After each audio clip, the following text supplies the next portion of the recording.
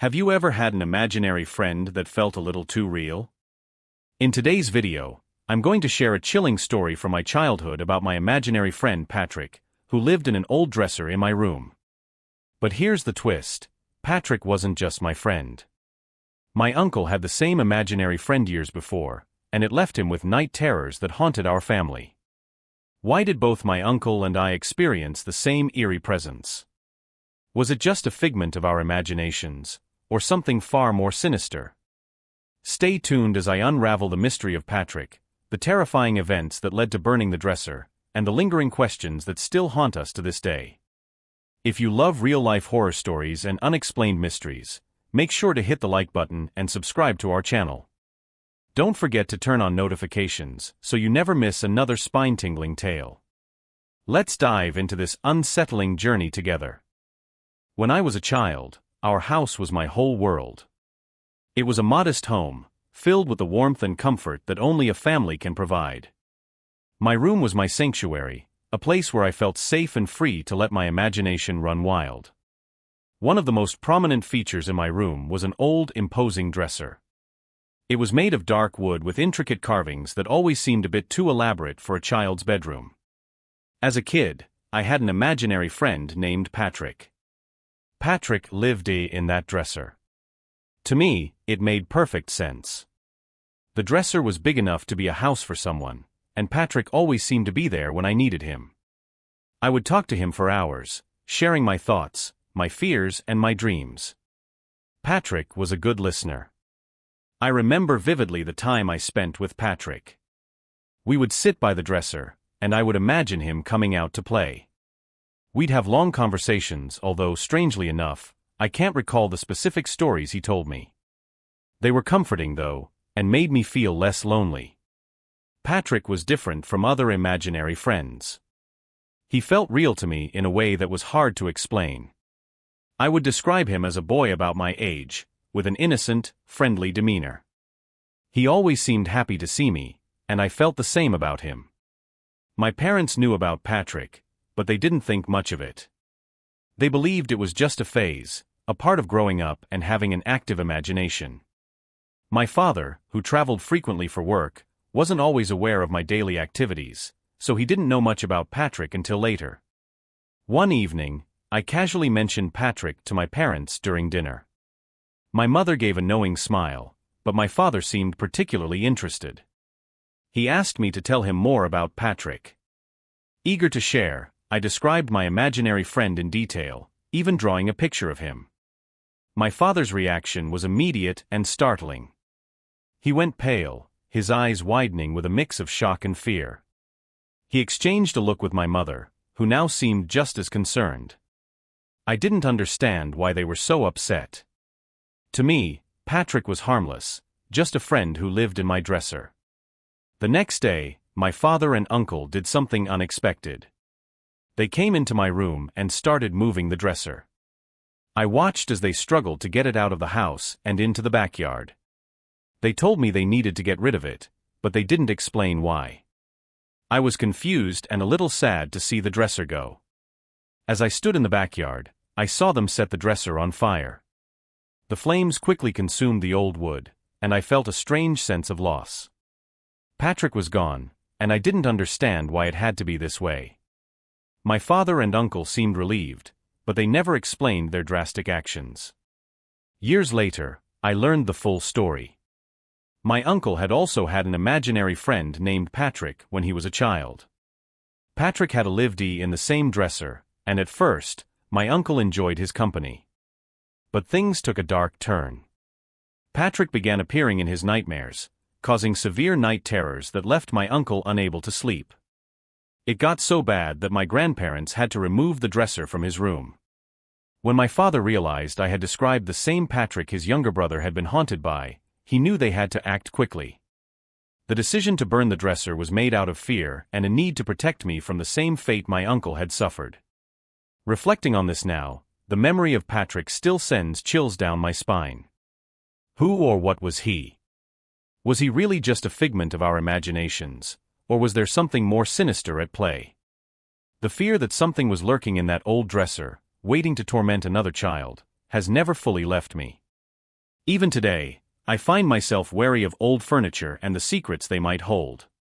The mystery of Patrick remains unsolved, a dark shadow over my childhood that I can't quite shake. One evening, as we sat down for dinner, the conversation turned to what I had been up to lately. My mother asked about school, and I told her about my day. Then, without much thought, I mentioned Patrick. My father, who traveled a lot for work and wasn't always around, seemed particularly interested. He hadn't heard much about Patrick before, so he asked me to tell him more. Patrick is my friend, I said, matter-of-factly. He lives in the big dresser in my room. We talk and play together all the time. My mother gave a small smile, as if she'd heard this story many times before, but my father's reaction was different. He leaned forward, his expression serious. What does Patrick look like? He asked. I thought for a moment, then started to describe Patrick. He's about my age, with brown hair and blue eyes. He always wears this old-fashioned outfit, like something from a long time ago. My father's face grew pale, but I didn't notice at the time. I was too busy drawing a picture of Patrick to show him. When I finished the drawing, I proudly handed it to my father. He took it and stared at it for a long moment. His face turned even whiter, and his hands trembled slightly. This is Patrick?" he asked, his voice barely above a whisper.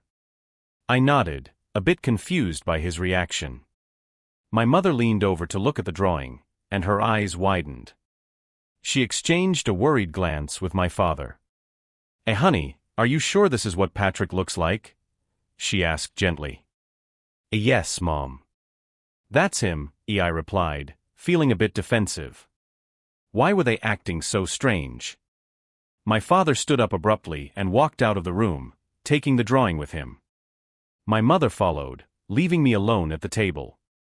I could hear them talking in hushed tones in the next room, but I couldn't make out what they were saying. I just knew something was wrong. After a few minutes, they came back into the dining room. My father's face was still pale, and my mother looked worried. We need to talk, my father said, trying to sound calm. About Patrick. I nodded, curious and a little scared. My father took a deep breath. When I was a kid, your uncle had an imaginary friend named Patrick too. He lived in the same dresser in your room. My eyes widened in surprise. Really? I asked. My father nodded. Yes, and at first, everything seemed fine. But then things started to get strange. He went on to explain how my uncle had begun having terrible nightmares about Patrick, waking up screaming in the middle of the night. The nightmares became so frequent and so frightening that my grandparents had to remove the dresser from his room. After they did, the nightmares stopped. I listened wide-eyed, as my father told me the story. It was hard to believe that my uncle had experienced the same thing I was going through. It felt surreal, like something out of a scary movie. My mother put a reassuring hand on my shoulder. We're not saying Patrick is real, as she said gently. But we think it's best if we get rid of the dresser, just in case. I nodded slowly, feeling a mix of emotions. I didn't want to lose Patrick, but I also didn't want to end up like my uncle. My father hugged me tightly. We just want to keep you safe, he said softly. We'll take care of it tomorrow. That night, I lay in bed, thinking about everything my parents had told me. Patrick had seemed so real to me, but now I wasn't so sure. I wondered what would happen when the dresser was gone.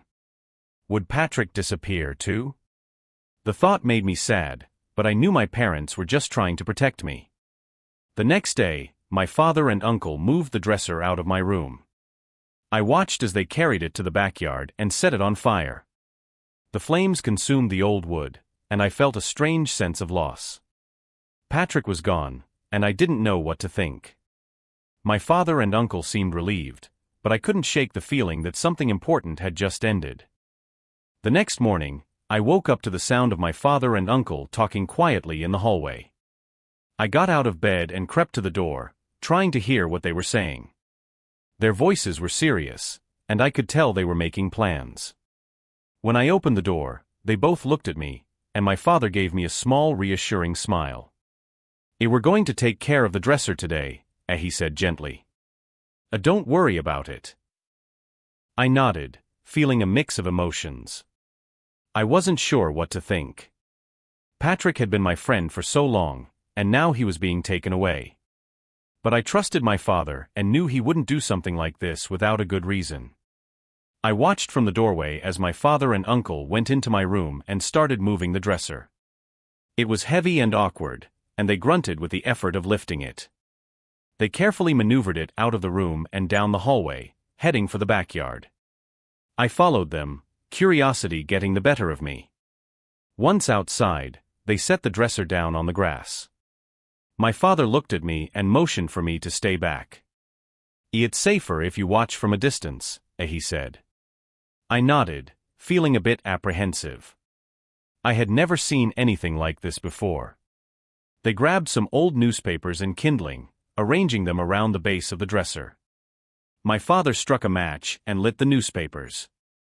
The flames caught quickly, and soon the fire was spreading to the dresser. I watched in awe as the flames grew higher, consuming the old wood. The heat was intense, and I could feel it from where I stood.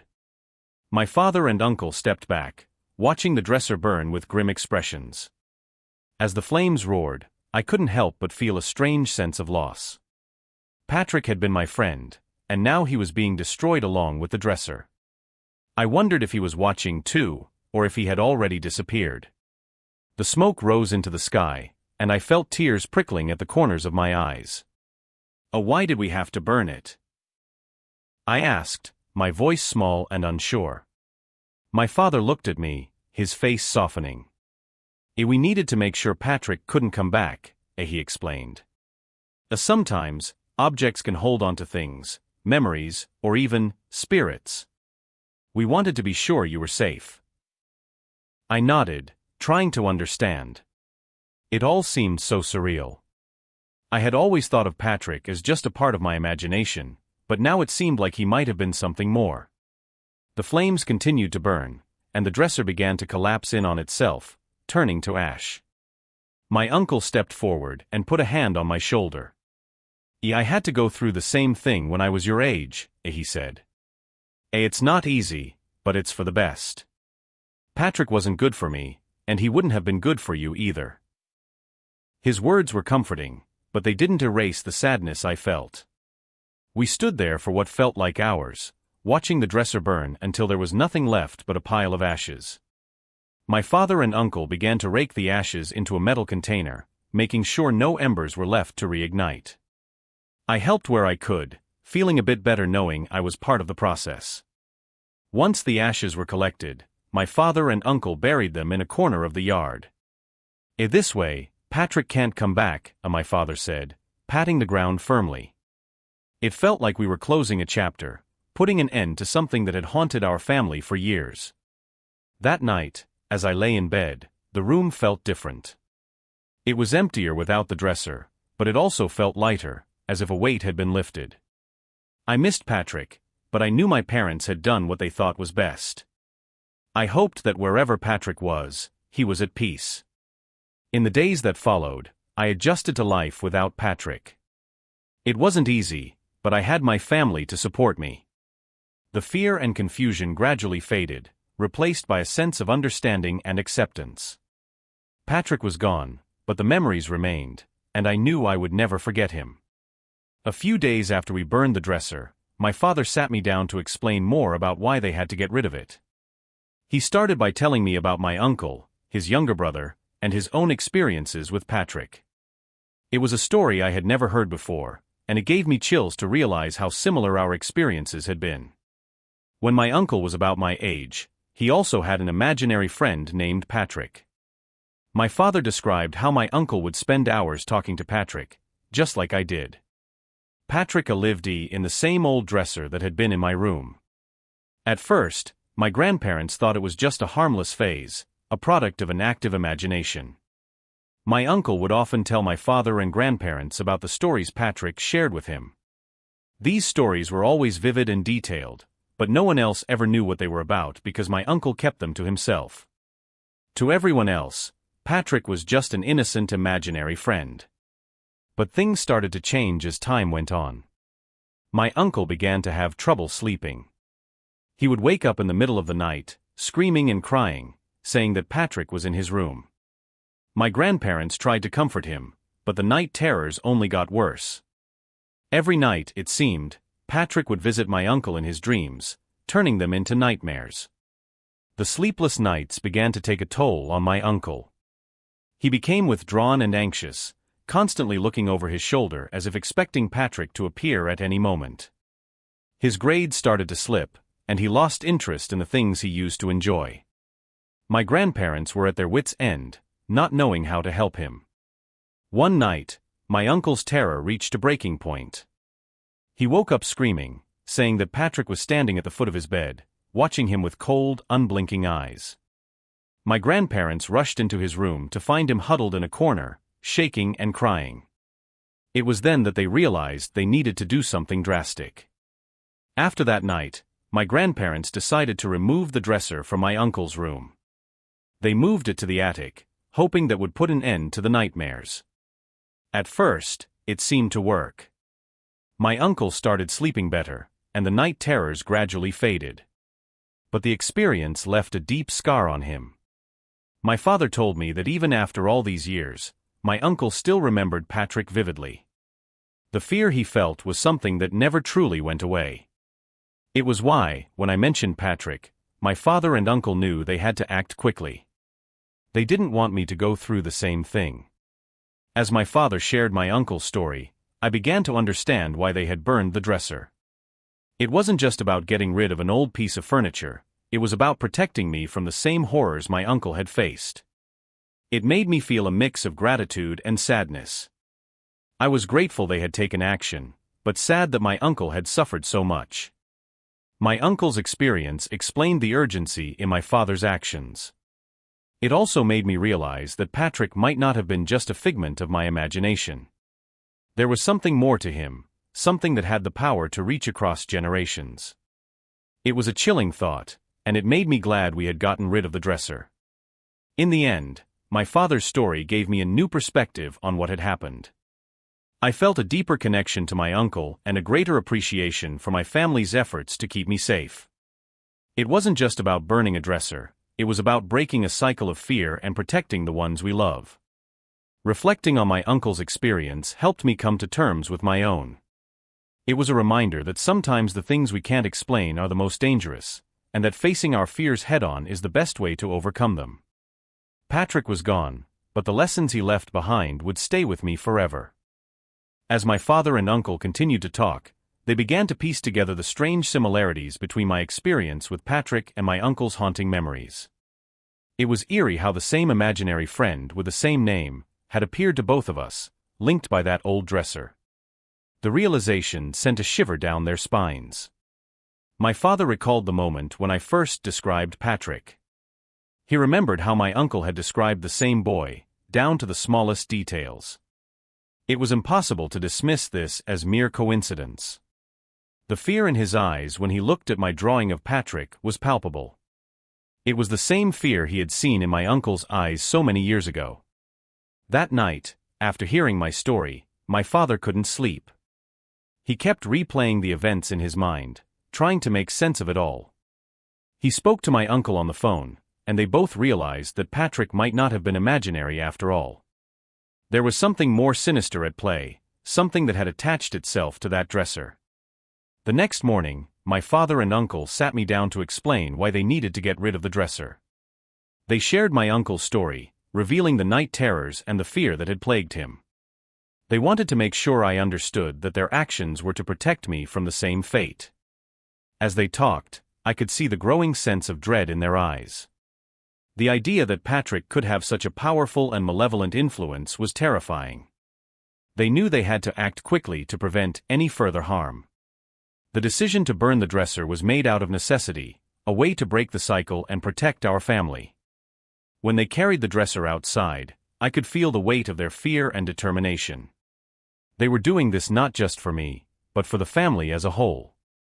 As the flames consumed the old wood, I realized the significance of their actions. They were trying to rid our lives of a dark presence that had haunted us for years. Watching the dresser burn, I felt a strange mix of emotions. There was a sense of loss, as if a part of my childhood was going up in smoke. But there was also relief, knowing that my father and uncle were doing everything they could to keep me safe. It was a powerful moment, one that I would never forget. After the dresser was gone, the house felt different. The air seemed lighter, and the shadows didn't seem as threatening. But the memory of Patrick lingered, a reminder of the strange and unexplainable events that had unfolded. It was clear that my father's and uncle's actions had been necessary, but the fear of the unknown still hung over us.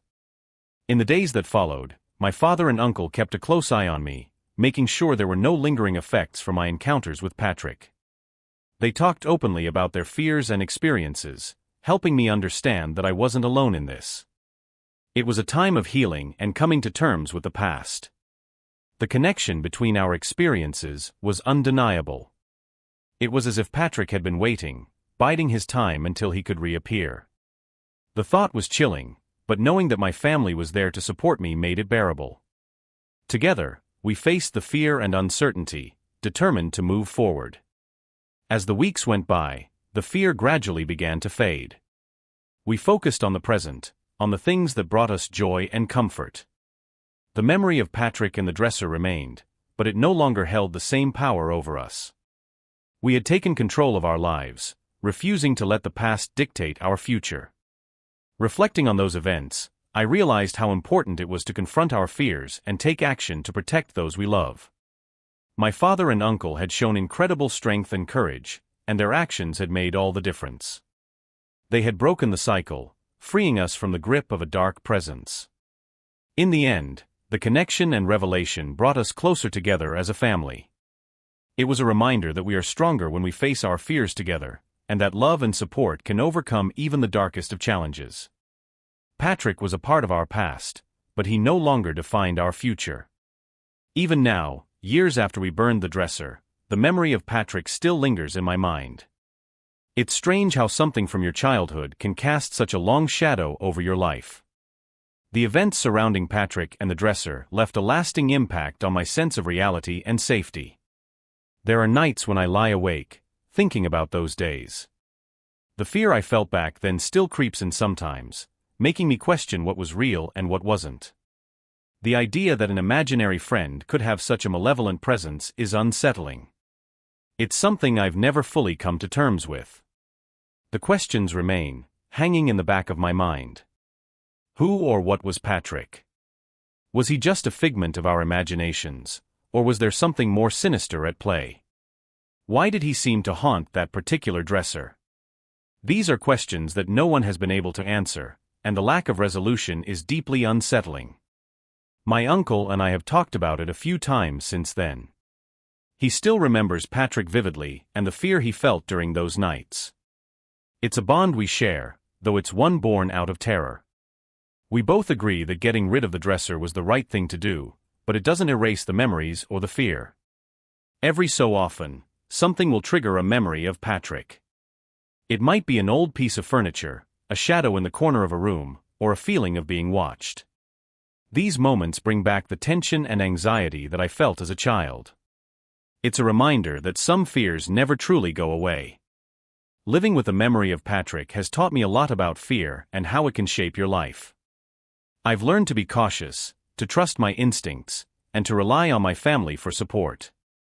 But the fear remains, lurking just below the surface, ready to resurface at any moment. I often wonder if there was something about that dresser that attracted Patrick.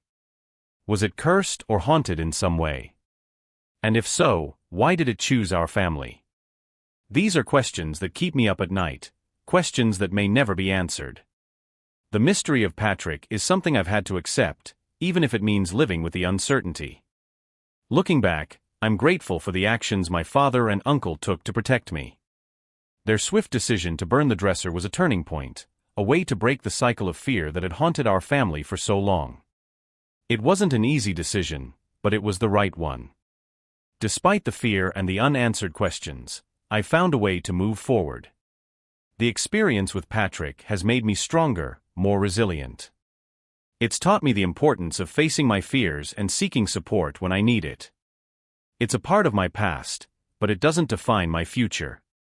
Yet, the unresolved mystery of Patrick still haunts me.